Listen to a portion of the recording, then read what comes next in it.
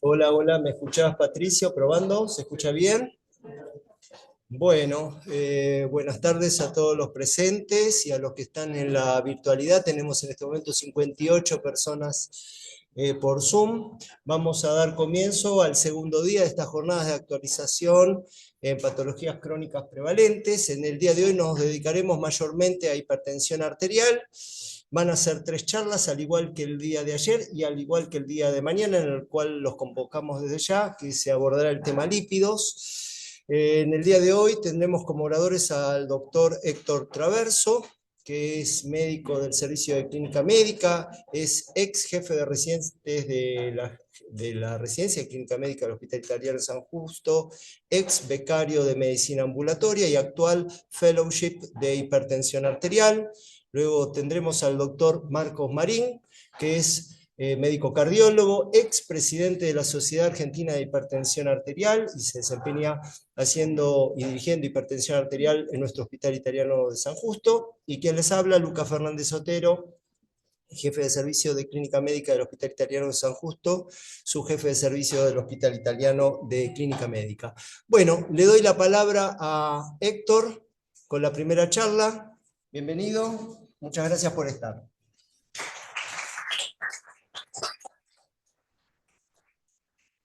Bueno, buenas tardes a todos. Primero quiero comenzar agradeciendo por la invitación acá a Patricio, a Rolando, a Lucas, por supuesto, y al resto de los chicos. Y agradecer a los auspiciantes de esta jornada. La mayoría me conoce de mi efímero paso por la residencia y la jefatura de acá, pero si no, como dijo Lucas, soy Héctor Traverso. Actualmente soy becario de primer año de la sección de hipertensión arterial del Hospital Italiano.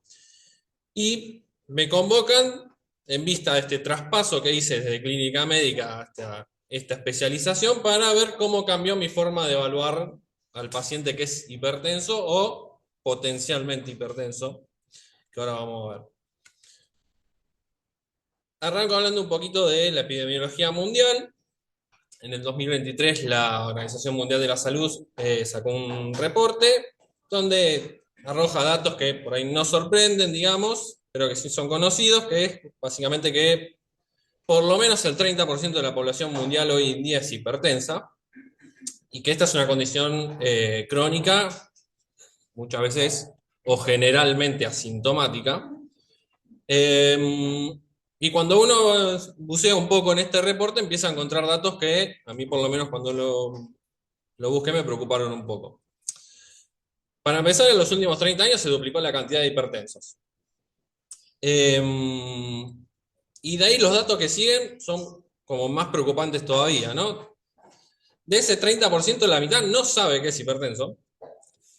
Y no solo que hay gente que no sabe que es hipertensa, sino que los que saben que son hipertensos, solamente el 20% está controlado.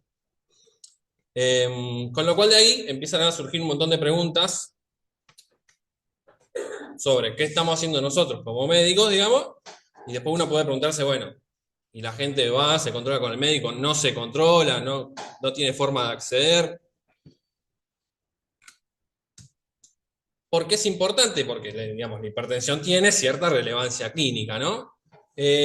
Acá abajo hay un señor que se llama Salim Yusuf, que para los que no los conocen es un médico indio que trabaja en Canadá, que es como una suerte de eminencia en cardiología y epidemiología, y que hizo un par de trabajos un poco importantes. Uno de ellos fue el Interstroke, que lo que hizo fue evaluar cuáles eran los factores de riesgo potencialmente modificables para ACV, tanto isquémico como hemorrágico, y encontró que la hipertensión es la primera causa de ACV. Y eso después lo confirmó en el PURE, donde, evaluando estos factores de riesgo modificables, lo hizo en gente, o sea, en países de altos, medios y pocos ingresos, digamos. Entonces, ya la hipertensión es la primera causa de ACV, que es algo por lo que la gente se muere. Y después hay otra causa por la que la gente se muere, que es el infarto, donde la hipertensión es la segunda causa, digamos. Entonces, de las dos causas de mortalidad cardiovascular más importantes, digamos, la hipertensión está ahí, ¿no? Entonces, como que es algo que realmente tenemos que prestarle atención partiendo de los datos que dijimos en la primera diapositiva. Entonces después, bueno, venimos acá a Argentina y dijimos, bueno, a ver, ¿qué estamos haciendo acá? ¿Cómo es la situación? En el 2007 se hizo el estudio RENATA, que en realidad es un registro nacional de hipertensión arterial, que parte con unos datos algo llamativos, digamos, donde el 37% de la gente no se conoce hipertensa. Hay un porcentaje pequeño a comparación del resto, pero importante al fin, que es casi el 7% que se conoce pero no está tratado. Un 30% está tratado pero no está controlado. Y solamente un cuarto de la gente está tratada y controlada. Esto fue en el 2007. Este es el RENATA 1. Después se hizo el RENATA 2. Eso fue 9 años después y lo que se quiso evaluar, bueno, a ver, ¿qué hicimos? ¿Qué mejoró? No mejoramos nada. En 2016 casi el 40% de la gente no se conoce hipertensa. Y no solo que aumentó la gente que no se conoce hipertensa, sino que aumentó la gente que está tratada pero no está controlada y bajó la gente que está tratada y controlada. Y esto después sigue, ahora después les cuento un poquito. Esto es en base al RENATA 2, de acuerdo a edad y sexo, donde hay algunos datos que más o menos nosotros podemos inferir, que es que básicamente los hombres y la gente más joven, menor a 45 años, en las que desconoce principalmente la hipertensión. ¿Por qué? Y bueno, en general la mujer accede más temprano al sistema de salud, probablemente por el tema de los controles ginecológicos. Entonces, en algún momento alguien le tomó la presión, le encontró un poquito alta y ya empezó con el seguimiento. Además de que la mujer en general está un poco más advertida de su salud y suele consultar más tempranamente. Entonces después, bueno, me puse a fijarme, bueno, qué estábamos haciendo del lado de los médicos, digamos, o sea, qué era lo mal que estábamos haciendo nosotros. Y de esto salió el registro argentino de medición de la presión arterial en el consultorio, digamos, que es para ver qué está haciendo el médico cuando viene el paciente. Entonces, bueno, acá se hicieron un montón de consultas, casi 3.000 consultas, muchas mujeres, muchos pacientes con hipertensión arterial, algunos con enfermedad cardiovascular ya establecida, etcétera. Pero el dato más relevante es este, ¿no? Que solamente el 15% de los médicos le toman la presión a la gente en el consultorio. Y digamos, todos tenemos un tensiómetro, mal o bien, en el consultorio. Pero bueno, ya partimos de la base de que solamente le estamos tomando la presión al que tiene algún factor de riesgo, digamos. Yo no lo puse acá, pero uno tiene el doble de chances de que tu médico te tome la presión si vos ya tuviste un ACV o un infarto. Con lo cual estamos llegando no tarde, o sea, ni llegando. Entonces, bueno, acá viene el tema de la inercia médica, ¿no? De qué estamos haciendo y una vez que si supuestamente lo diagnosticamos, bueno, ¿cómo lo estamos controlando? Y esto no es para generar discordia o nada, pero en el mismo registro, digamos, segmentaban o dividían de acuerdo a la especialidad, si tenías más que ver con la hipertensión o no tanto que ver, bueno, a ver cuánto le estaban tomando. Entonces lo primero que sale es que los cardiólogos la mitad le toman la presión a los pacientes nada más, y los clínicos nosotros solamente el 30%. Y de ahí para abajo, ¿no? Obstetricia 25, nefro y medicina familiar el 20, después endocrino, diabetes, neuro, ¿sí? Y después especialidades no relacionadas que, bueno, uno puede decir, por ahí, digamos, sí, tendrías que tomarle, digamos, pero bueno, si no le tomás, nadie te va a decir nada, digamos. Pero bueno, quiero hacer hincapié, digamos, entre cardio y clínica, no llegamos ni a la mitad de la gente que le tomamos la presión. Con lo cual ya acá me meto en el terreno que fue, le hago honor al título de la charla, es, bueno, ¿qué cambió, qué cambié yo a la hora de evaluar el paciente hipertenso, ¿no? Y que va a la hora de, bueno, ¿qué dispositivo usamos? Acá nosotros tenemos el aneroide de pared, ¿sí? Que la mitad de los médicos lo usan, digamos, y otra mitad usa el automático de brazo validado, digamos, que en realidad es un aparato que por ahí solamente o está hecho para tomarlo en el domicilio, pero que también es aplicable a la consulta ambulatoria, que es este aparatito, digamos, ¿sí? Ahora voy a hablar un poco de qué es lo que cambió, pero hubo dos grandes cosas que cambiaron. Uno es algo importante que muchas veces nosotros no tenemos cuenta, que es la posición del paciente a la hora de tomarle la presión. nosotros acá en el consultorio tenemos la camilla con el aneroide de pared. Entonces, ¿qué hacemos generalmente? Bueno, párese, vaya a la camilla, siéntese, y ahí agarramos, le ponemos el maguito, le tomamos la presión y listo. Ahora, digamos, la posición en la que está el paciente, primero, ya por más que se siente bien en la camilla, no es la adecuada. Y segundo, incluso algún profesional de la salud que ha atendido, digamos, tampoco el paciente mismo sabe en qué posición, ¿no? O sea, a veces se sienta, agarra y se ponen así para que le tome la presión. Y, digamos, eso no está tan bueno, digamos, ¿sí? Porque eso varía mucho. Y después lo otro es el mismo aparato y cómo toma uno la presión. Es decir, uso el brazalete adecuado, tiene el paciente el brazo en la posición correcta, lo tiene a la altura del corazón, como dicen las guías, insuflo hasta un valor posterior o superior a la sistólica, desinflo para que vaya descendiendo y yo vaya escuchando en una velocidad adecuada, o voy descendiendo, escucho 13,8 y punto, ya está. Eso nos interpela a nosotros, digamos, ¿sí? Esta es la definición de hipertensión. Todo paciente que tiene menos de 130/80 no es hipertenso. Tiene 130/80 es hipertenso. Tiene 130/79 es hipertenso. Tiene 129/80 es hipertenso. Después vemos si es histórico, si es diastólico, si es diastólico. Vemos, pero a partir de ahí ya es hipertenso. Y de ahí vienen las distintas categorías. Un hipertenso limítrofe hasta 139/89. Una hipertensión verdadera ya nivel 1 hasta 159/99. Y ya de ahí para arriba, nivel 2. Esto es la última actualización. Y después tenemos la hipertensión sistólica aislada, que en general la encontramos en el anciano, que es el que tiene mayor a 140 y menor de 90 de diastólica. Entonces, lo primero que tenemos que tener en cuenta son estos valores, o este valor, ¿no? El 130/80 como límite para marcar un poco si la persona es hipertensa o no es hipertensa. A partir de ahí vienen los fenotipos, digamos, donde hay 4 básicamente, donde los 2 más fáciles son los que están en la esquina inferior izquierda y en la superior derecha. El paciente que tiene la presión normal en el consultorio y tiene la presión normal en el ambulatorio, listo, es normotenso, nos vemos el año que viene y vamos controlando. El paciente que tiene la presión alta en el consultorio y tiene la presión alta en el monitoreo ambulatorio o el monitoreo domiciliario también es hipertenso. Ahora vemos si candidato a medicación o no, o qué hacemos, pero te controlo medianamente rápido, digamos, ¿sí? No dejo pasar demasiado tiempo.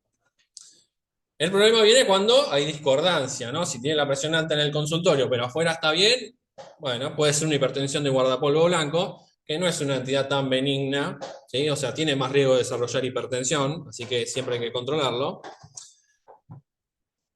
Y después está el paciente que tiene la presión alta en el ambulatorio, pero en el consultorio está bien, que por ahí hasta incluso es un poco más rara, digamos, en general por ahí la más prevalente de estas dos, obviamente la de guardapolvo blanco, pero por más que tengas la presión en el consultorio bien, tu vida no es en el consultorio, sino que tu vida es afuera y afuera estás hipertenso. ¿Sí? Todo esto, según esta diapositiva, esto lo hacemos con por lo menos 2 visitas del paciente, con 2 mediciones mínimo, mejor 3 en cada visita, y sacando un promedio de esas visitas. ¿Sí? Entonces después vino otra encuesta de la SAJA, la Sociedad Argentina de Hipertensión Arterial, hecha junto con la Sociedad Argentina de Medicina, de bueno, ¿qué estábamos haciendo los médicos cuando diagnosticamos que el paciente es hipertenso? O sea, tiene 130/80 y acá viene otro dato importante. Bueno, promedio de 24 horas. ¿De acuerdo a qué valor vos empezás a medicar?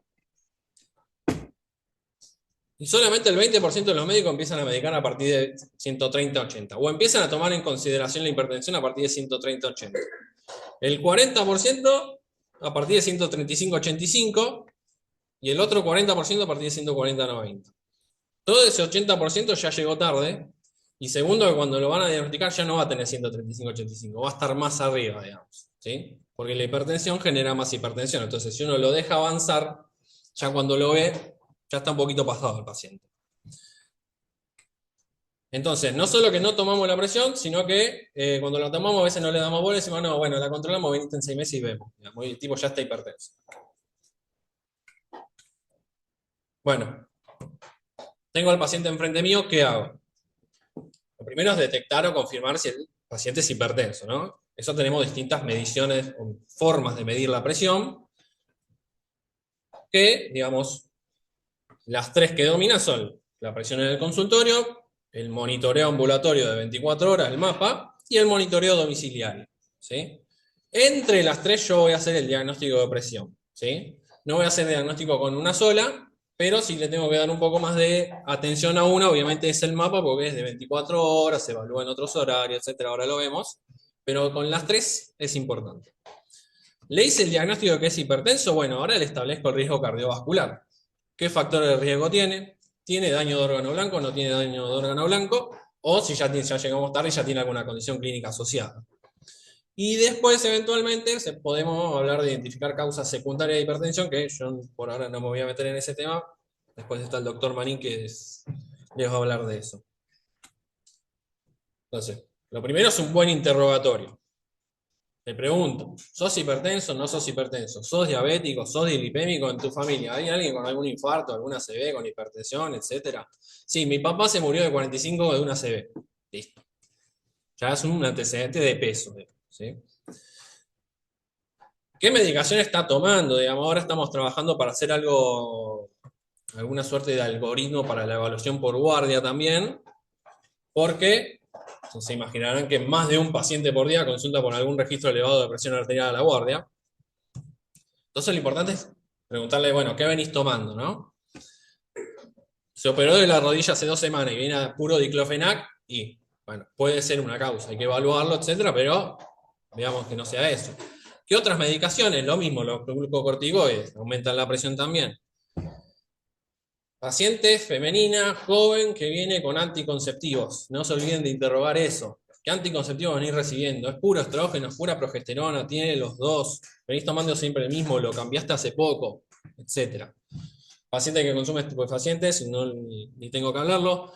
El uso de simpático-miméticos. El otro día en el central tuvimos un paciente que ya era un poquito hipertenso, pero se pasó con el uso de los descongestivos nasales y tuvo una ACV hemorrágico talámico.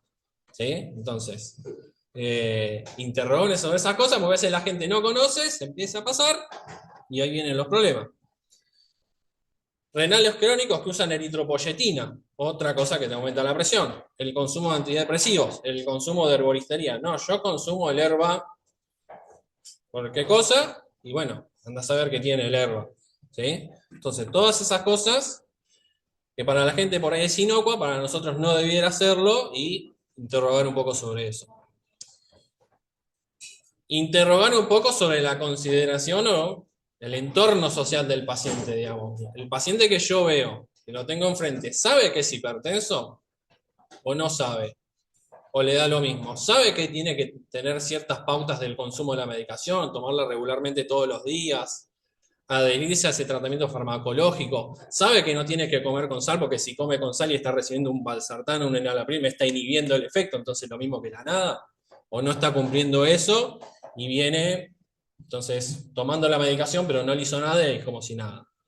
¿Qué niveles previos toma de presión arterial? Más de uno debe saber, digamos, le ha pasado de qué niveles maneja usted. Y 140, 150, yo con eso estoy bien, digamos. Y en realidad, digamos, es un paciente que está tratado, pero no está controlado, digamos. Y después llega a la guardia con 16 o 17, y bueno, pero maneja 15, digamos. Entonces 16 o 17 o 160, 170, perdón, en realidad, los debe tener más que habitualmente. ¿Qué tratamientos previos y si tiene otro factor de riesgo cardiovascular? Después de todo el interrogatorio viene el examen físico, le mido la presión en los dos brazos, veo si tiene algún diferencial o algo, mido la frecuencia cardíaca, tiene un patrón hiperdinamico y por eso se beneficiaría de algún beta bloqueante. Es gordito, tiene un perímetro de cintura un poco aumentado, tiene un fondo de ojo que me vale de alguna retinopatía, le ausculto el corazón, le ausculto los pulsos, veo a nivel carótido, femoral, a nivel abdominal a ver qué pasa con la aorta, le ausculto los pulmones, veo las piernas, las tiene hinchadas, las tiene con edemas. Hablando un poquito de los métodos, después del interrogatorio y del examen físico, bueno, obviamente lo primero que tengo a la mano es la medición en el consultorio, ¿no? Que digamos que no nos cuesta nada, y que de hecho, digamos, o sea, la mayoría de los ensayos clínicos están hechos con esas mediciones, digamos, ¿sí? ¿Qué limitaciones tiene la presión del consultorio? Y que digamos, hay mucho componente del fenómeno de alarma, si es que el paciente lo tiene, y el sesgo del observador en cómo le toma la presión, digamos, o digamos, pues no es cómodo para el paciente si vos si le estás tomando la presión y el médico está ahí hiperatento, digamos, es lógico que se pueda poner un poco nervioso. Y obviamente tiene menos correlación con la presión ambulatoria, ¿sí? Que tenemos otra forma de evaluarla, que es la principal, digamos, por ahí es el MAPA, que es el monitoreo ambulatorio de presión arterial de 24 horas, que es el mejor indicador pronóstico porque te evalúa la presión a la noche, digamos, ¿sí? Y también, otra cosa importante es que realiza mediciones tanto en reposo como en actividad. Digamos, todos hemos visto algún paciente que lo derivaron porque por ahí tiene la presión normal, pero lo mandaron a hacerse una ergometría y clavó 200 de sistólica de la nada. Entonces, tiene una hiperrespuesta, hay que ver por qué. En ese caso le pido un mapa. ¿Cuáles son las desventajas del mapa? Y obviamente es un poco más costoso y obviamente, digamos, no le vamos a andar haciendo un mapa toda la semana al paciente porque el brazo no le va a dar más, ¿sí? Entonces también tenemos para apoyarnos el monitoreo domiciliario, que como ventajas tiene que evalúa durante un tiempo más prolongado, varios días, en varios momentos, digamos, es de bajo costo y ayuda a la adherencia del paciente. Usted le dice, bueno, tómese esta pastillita una vez por día y me viene a ver en 15 días con un registro domiciliario de la presión, digamos. Entonces eso hace que el paciente se haga un poco cargo de su patología y mejora la adherencia, ¿sí? ¿Cuál es la contra? No puedo evaluarlo a la noche, no se va a despertar el tiempo a la noche a tomarse la presión, ¿sí? Y las mediciones son en reposo, digamos, no tengo durante la actividad. Pero en ese MDPA es el control que hace el paciente que note, o es el dispositivo que toma y queda. Pueden ser las dos formas, digamos. ¿Eh? Eso, si te referías en esa columna al dispositivo que ya digamos estandarizado, Al MDPA. Puede ser de las dos formas. Acá tenemos el donde nosotros le damos al aparato y le damos bajo un protocolo cómo tiene que tomarse la presión, que eso a veces se puede hacer incluso, ahora lo menciono más adelante, en el caso de hipotensiones postprandiales, que hay un protocolo en particular, digamos, para hacerlo. O yo a veces lo que le digo al paciente es, le doy una hojita, una tablita, los últimos 4 o 5 días antes de venir a verme, te haces 2 tomas a la mañana, 2 a la tarde y 2 a la noche, separada por 2 minutos, me anotás el valor exacto, le digo las condiciones y que me traiga los valores y yo calculo ahí un poquito el promedio, digamos, ¿sí? Así que puede ser ambas, ¿sí?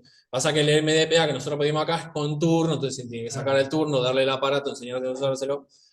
Y hoy la verdad también, digamos que el aparato digital de medición automática está muy difundido. Por ahí sale unos pesos, pero hay mucha gente que lo tiene realmente, eso es algo que me sorprendió. Y la gente sabe utilizarlo, es muy intuitivo, digamos. Entonces, la verdad que si veo que el paciente lo hace bien, me valgo de eso también. O me apoyo por lo menos. Bueno, no sé cuánto le toma la presión así al paciente en el consultorio. ¿Sí? Digamos, esto está en la guía y así está estandarizado. ¿Sí? Entonces, en cuanto a las condiciones para una buena toma de la medición una buena toma de la presión arterial del paciente en el consultorio, primero obviamente tiene que ser un aparato validado, no puede ser cualquier aparato, hay una página después en las pasos donde dice todos los aparatos que están validados, que se pueden usar y bueno. Y después algunas cosas que ya sabemos, ¿no? Que la habitación esté tranquila, que no haya mucho ruido, que el paciente no haya fumado, no haya comido, no haya tomado café por lo menos en los últimos 30 minutos antes, ¿sí? Que haya estado por lo menos entre 3 a 5 minutos tranquilo sentado en la silla, no es entra al consultorio, se siente y ya le estoy tomando la presión, ¿sí? En el medio que estoy hablando, interrogándolo, lo dejo que se tranquilice un poquito.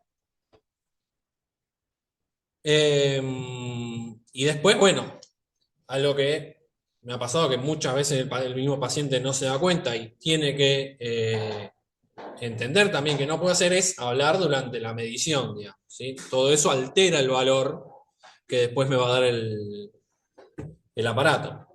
Respecto de la postura, que es lo que hablaba antes, paciente que tiene que estar bien sentado, con la espalda recta, apoyada en el respaldo de la silla, con las piernas descruzadas y con ambos pies apoyados en el piso, con el brazo, en general, usamos el no dominante, bien relajado arriba de la mesa, con un manguito adecuado para la circunferencia del brazo, no más grande ni más chico porque puede sobrevalorar o subvalorar la medición. Ese aparato tiene que estar colocado por encima del pliegue del codo y tiene que estar a la altura del corazón, que es el 0 que nosotros tenemos, nosotros tomamos, ¿sí? Y hacerle por lo menos más 3 que 2 mediciones, digamos, ¿sí? Y de esas 3 mediciones, ahí sacamos un promedio y sobre ese promedio empezamos a actuar. Entonces, visita 1, visita 2, 3 tomas de presión arterial en las condiciones que dijimos recién. En ambas visitas sacamos un promedio y vemos, de acuerdo a las visitas, qué es lo que le dio. En la visita 1 le dio normal, seguimos, listo, no pasó nada por acá, por ahora, lo controlamos y nada más. La presión le da más de 160 a 100, listo, tampoco, digamos, después vemos si hace falta hacerle el mapa o no, si se tiene que medicar, vemos, pero ese paciente ya muy probablemente se vaya del consultorio con algo. Y si la presión le da limítrofe o hipertenso verdadero y un poco limítrofe, un poco subido, digamos, bueno, vemos. La segunda visita que le dio normal, podemos de vuelta esperar, digamos. Le dio más o menos, o te quedó alguna duda, pedirle un mapa. Y te sacas la duda y ya ves efectivamente en un día normal del paciente qué es lo que le dio.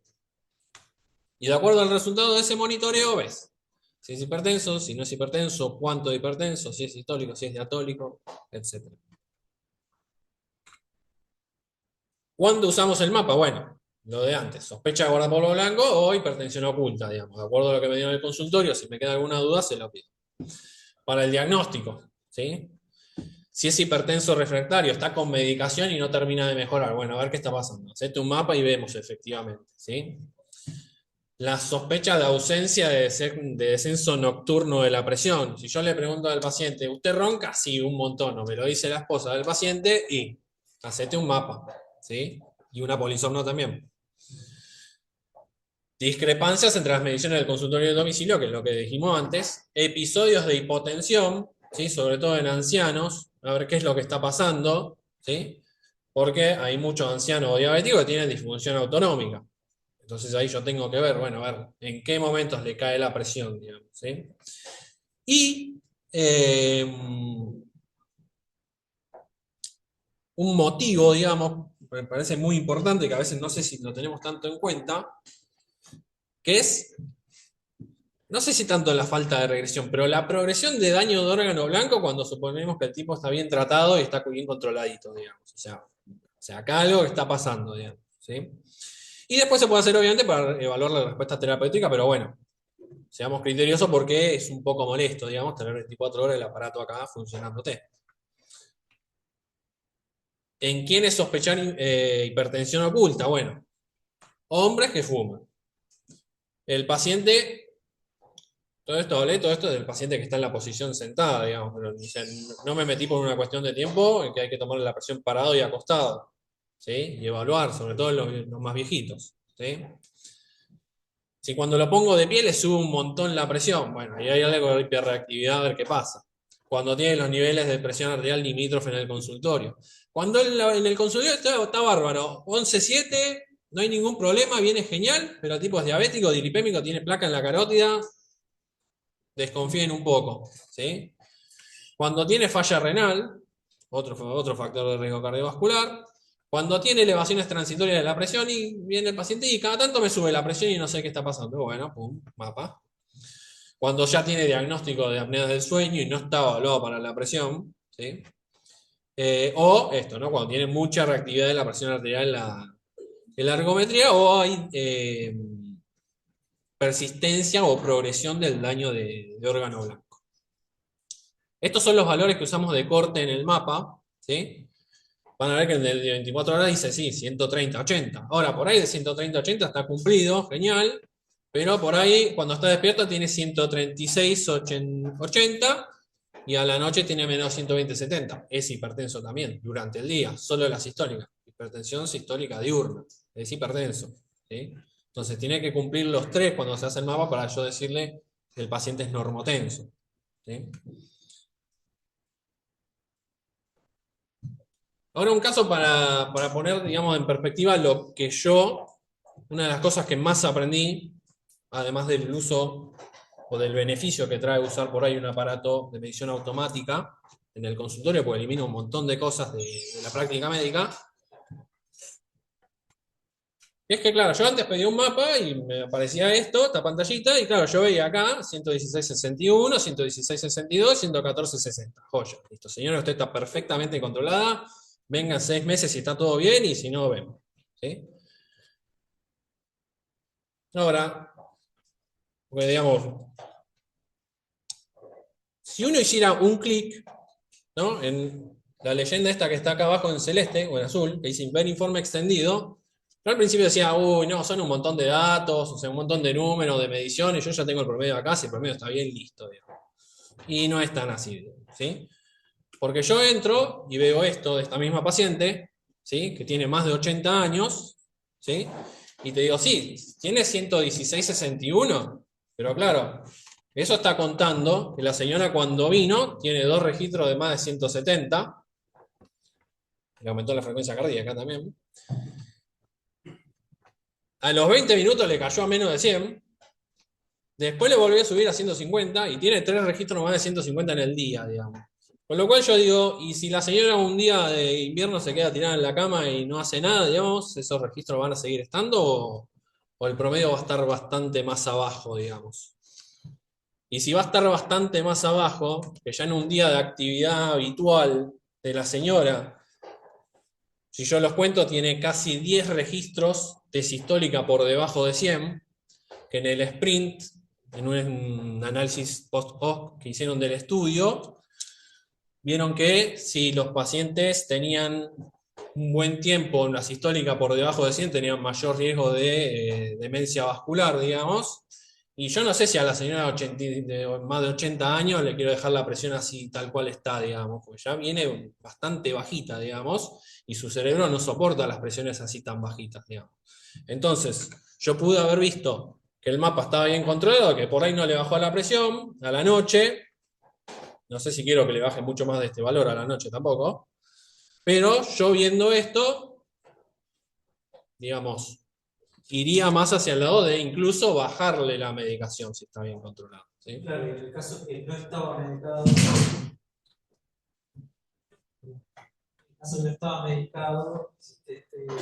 estaba todo controlado y no se podía. No, esta señora estaba medicada igual. Claro, en el caso que no estaba medicado. No, nada. Nada. Por más que tenga daño blanco y hematosacados, Ahí ya no puedo hacer nada, no tengo nada que quitarle para aumentarle la presión, digamos. A lo sumo, le podría decir, bueno, coma con un poquito de sal incluso, ¿sí? Así que, digamos, métanse en el mapa, véanlo, si tienen alguna duda, obviamente nos llaman y nos preguntan, digamos, pero da un montón de datos de qué hizo el paciente en el día, ¿sí? No, por otro. Por cierto, le bajamos el losartán a esta señora para que... Bueno, hice el diagnóstico de hipertensión. Bueno, el próximo paso es estratificar el riesgo. ¿Es de alto riesgo, de bajo riesgo, de mediano riesgo? ¿Qué riesgo tiene el paciente? Empiezo con los factores de riesgo adicionales. ¿Es hombre mayor de 55? ¿Es mujer mayor de 65? ¿Fuma? ¿Tiene el colesterol por las nubes? ¿Tiene la glucemia alterada? ¿Es gordito? ¿No hace actividad física? ¿La familia tiene enfermedad cardiovascular prematura? Ya te añade algo, digamos, ¿sí? Después de eso sigo con el daño de órgano blanco asintomático, ¿sí? Le hice un ecocardio a este paciente y tiene hipertrofia del ventrículo izquierdo, tiene un electro, le hice un Doppler de vaso de cuello y me fijo si tiene placas de ateroma, que de paso les digo, a veces acá no las tienen acá, pero sí las tienen en las piernas, así que ojo, hay que mirar otros territorios, ¿sí? Más de un paciente acá estaba todo limpio y acá ya tenía. ¿Tiene rigidez arterial?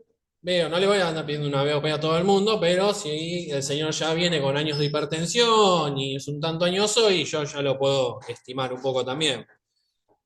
¿Tiene falla renal? ¿Cuántos pacientes le medimos una microalbuminuria spot del ambulatorio, digamos? ¿Sí? O sea, yo me encuentro con varios que no las tienen de hace mucho, y es un estudio que se hace con una muestra simple de orina, y uno ya por la relación microalbuminuria, albúmina creatinina, perdón, ya puede estimar bastante sobre ese riñón, sobre cómo están dando. Y después, bueno, obviamente si tiene alguna condición clínica asociada, quiere decir que ya llegamos tarde, ya tiene ACV, ya tuvo un deterioro cognitivo, ya tuvo un infarto. Pídanle fondo de ojo a los pacientes que son hipertensos, ¿sí? Esa es otra evaluación de daño de órgano blanco. Y ojo con los pacientes que uno ve 170, 180, pídanle un fondo de ojo a ver que no esté acelerado, porque ese es el que más corre, ¿sí? Si tiene enfermedad renal o si ya tiene enfermedad vascular periférica, como las placas en la carótida o en las piernas o la aorta, etc. Bueno, y de acuerdo a todo eso, establezco el riesgo cardiovascular global que tiene el paciente, que después mira bien la tablita, desde bajo riesgo, mediano riesgo o alto riesgo o muy alto riesgo, ¿sí? Ya fíjense que el paciente tiene más de 160 100, ya es de muy alto riesgo, así que nada. Allá el doctor Lucy quiere hacer una pregunta.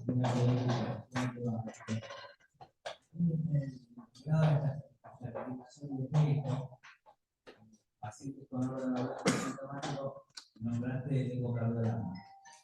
¿Es solamente la hipertrofia o la remodelación de la aurícula también que podés tomar? Porque muchas veces hay el cambio de presión con respecto al ventrículo izquierdo hace que la presión de fin de día solo aumente y la manifestación que tenés a través de los ecocardiogramas sucesivos es simplemente la dilatación de la aurícula izquierda. Eso también puede ser tomado como tal, digamos, en virtud de no tener valvulopatía asociada, como si fuese el hipertrofia ventricular, le dan bolita, no le dan que partirle. Sí. Sí, le damos bastante bolilla, tanto a la dilatación de la aurícula izquierda, como a la hipertrofia ventricular, o al remodelado concéntrico, o a la alteración de la relajación del ventrículo izquierdo. Cualquiera de esas cosas ya me está hablando por lo menos de algún grado de disfunción diastólica, que después vemos que, digamos, acá estamos hablando de hipertensión, se supone que es porque el tipo está hipertenso, pero, ¿sí? O sea, si tiene algo de eso, claro, si tiene algo de eso, ya lo puedo tomar como daño de órgano blanco y empezar a actuar de la manera más apropiada. A nosotros cuando vemos enfermedades de los vasos craneanos, una de las cosas que siempre vamos a ver está muy relacionada la acción de órgano blanco de la microvasculatura cerebral es en principio con la microalbuminuria. Está muy bien, digamos, está muy bien relacionado. Y segundo, lo que siempre buscamos es la apnea del sueño. Porque son pacientes que durante el día habitualmente están normotensos y tienen un patrón Riser a la noche. O sea, aumentan de noche y nunca bajan. Que es el que tiene el peor factor pronóstico. Ese es el que tiene el peor factor pronóstico. Es el que está relacionado habitualmente con los mayores grados de escala de fasecas. Cuando las fasecas tienen fasecas 3, que son los infartos concluentes, ventriculares o de sustancia blanca, eso está muy bien relacionado con el deterioro cognitivo crónico por la enfermedad microvascular. Bien. Entonces, bueno, establecí el riesgo cardiovascular. Ya llegando al final de la charla, bueno, tengo que tratarlo, digamos, ¿sí? Hoy la guía recomienda empezar con esquema doble, digamos, ¿sí? El de hoy 5 de enalapril y voy viendo no va, ¿sí? Es IECA, ahora 2, perindopril, enalapril, valsartán, losartán, el que ustedes quieran, con un bloqueante cálcico, con un diurético, amlodipina, lercanidipina, un diurético tiacídico, un diurético tiacídico-like, lo que ustedes quieran, pero va con esquema doble, digamos. Hay algunas pocas indicaciones de monoterapia que ahora las vamos a ver, ¿sí? Pero hoy la indicación más fuerte es el esquema doble, porque inicio con menos dosis, prevengo al tener menos dosis los efectos adversos que pudieran tener las drogas y alcanzo antes el valor objetivo. Ahora, ¿cómo estamos medicando hoy al paciente? Acá ya empezamos con el Renata 1, donde le estábamos al 70-75% poniéndole una sola droga. ¿Sí? Bueno, Renata 2. Seguimos con los mismos números. 75% de la gente con una sola droga. ¿Sí? Y después vinieron los programas de conoce y controla tu presión arterial, digamos, que estos se están haciendo anualmente, digamos, que el último fue en 2024, que sigue dando lo mismo, digamos, ¿sí? O sea, no cambiamos nada, ¿sí? Entonces, obviamente el paciente tampoco cambió nada. Y se pone peor, sobre todo porque nosotros le estamos dando 1.4, pero en los ensayos clínicos en el exterior le están dando casi 3 drogas para controlar la presión, digamos. O sea, le estamos dando la mitad de la medicación que necesita el paciente para controlar la presión. ¿Sí? Y encima lo hacemos mal.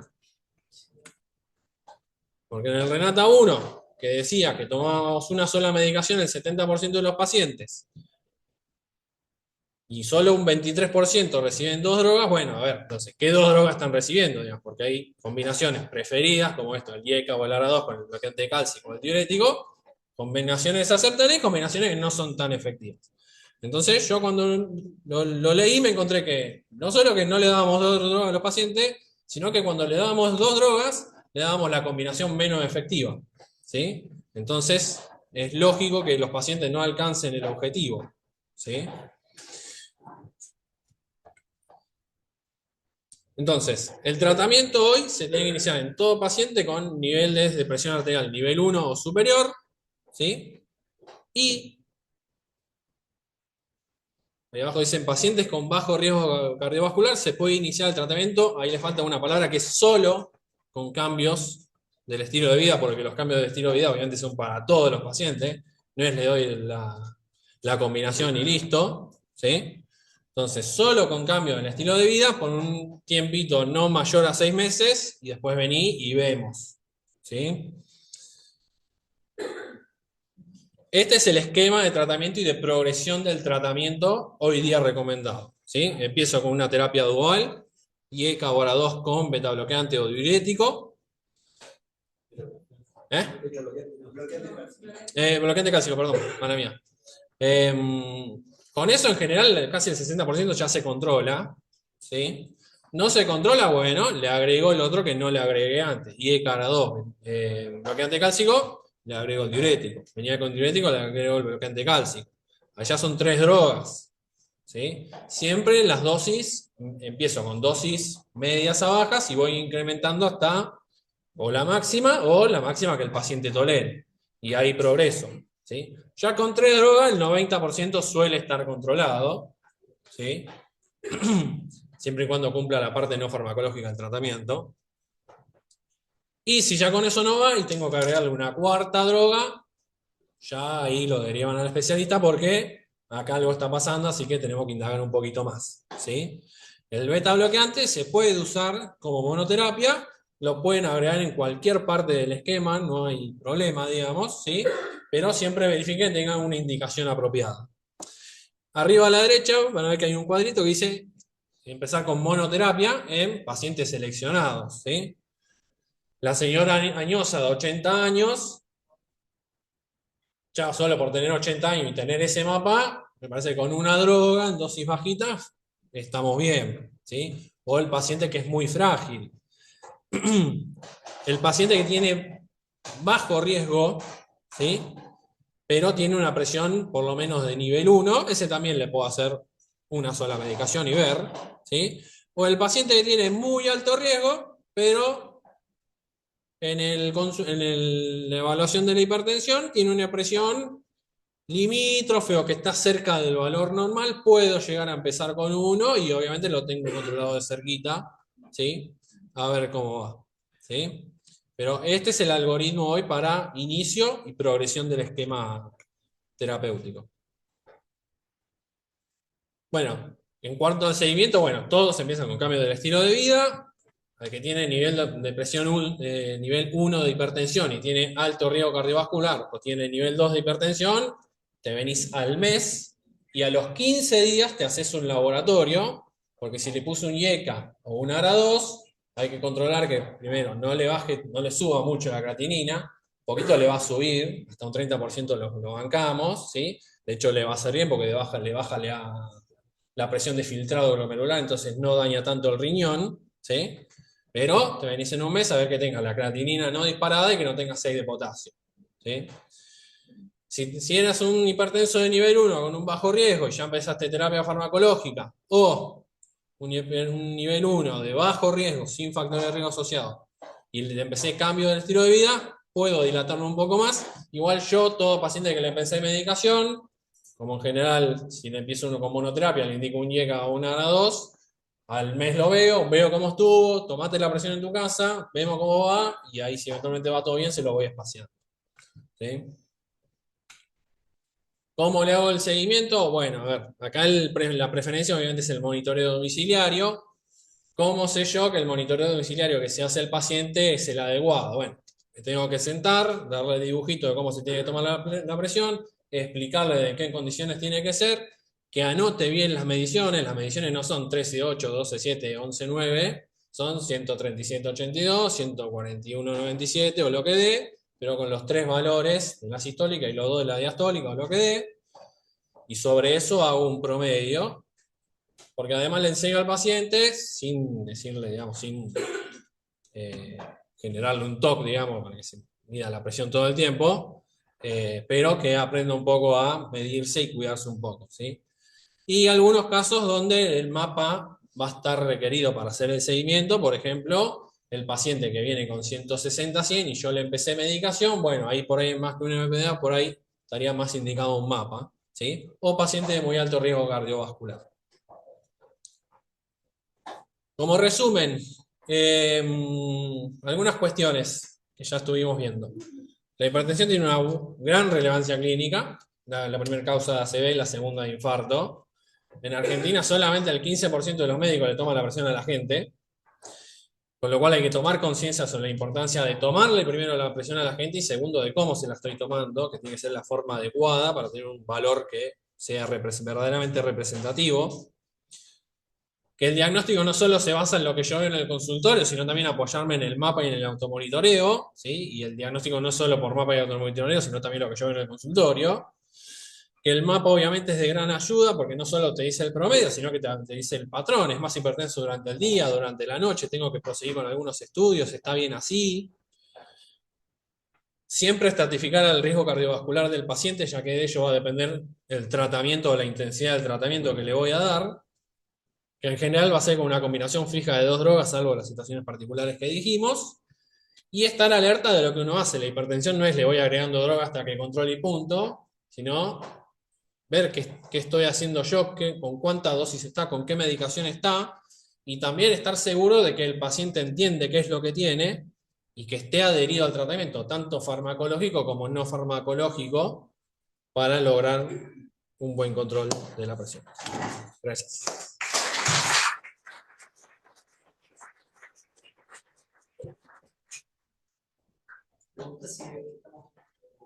Sí, hay varias preguntas. Te preguntan eso, por ejemplo, si el paciente con hipotensión arterial lo controlas, qué tipo de control es, en qué tiempo. Bueno, si es un paciente que está hipotenso, tengo que ver por qué está hipotenso, digamos, ¿no? Como clínico, primero que no esté séptico. Y segundo, si bien está en el consultorio, está sentado y está bien, veo. Tiene 160, está acá parado hablándome. Me dice, no, yo siempre tengo 160. Creo que también debe apuntar la pregunta a que es frecuente que ustedes saquen la medicación, desprescriban, pacientes sobremedicados. Sí, muchas veces ha habido pacientes que le han agregado medicación porque seguir hipertenso, entonces bueno, uno trata de acomodarle un poco la medicación, digamos, y que esté con alguna de las indicaciones más adecuadas, digamos, ¿sí? Pero en general muchas veces no es por el valor de presión, sino por el esquema que trae. Por lo menos lo que a mí más me ha pasado. Y después también te preguntan si en caso de que el fondo de ojo de alterado, solamente con el tratamiento de controlar la TA o si hay alguna otra forma. Depende del grado de retinopatía, si tiene un grado 3-4 y está con hipertensión de 170-180,